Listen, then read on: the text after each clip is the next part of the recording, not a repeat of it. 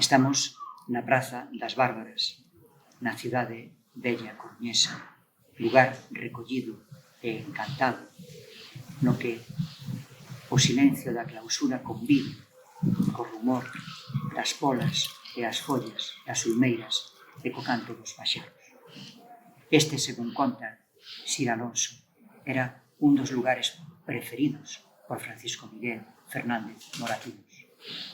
O libreiro, o pintor de vanguarda, quen aquí viña cos seus amigos, o xastre pintor Luis Ubici, o escritor uruguayo Julio Casal e o pintor Ferrán, a recitar versos de Rubén Darío e de Amado Nervo.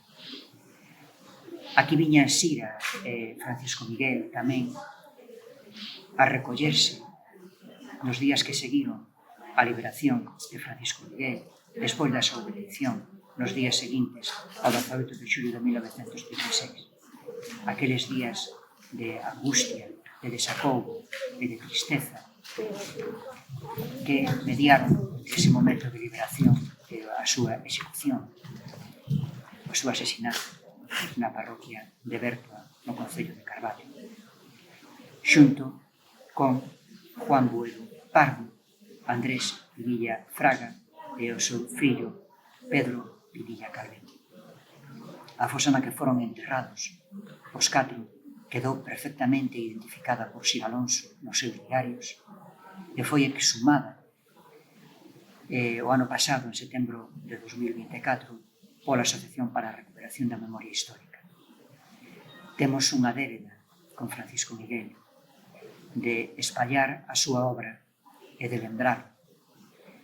Por iso, todos estades convidados a asistir ao enterro dos restos de Francisco Miguel no cemiterio de San Amaro o día 29 de setembro deste ano. Todos que vayades a asistir, levade unha cuncha do mar da Coruña, unha das cunchas que el pintou nos seus cadros, as cunchas da ría coruñesa.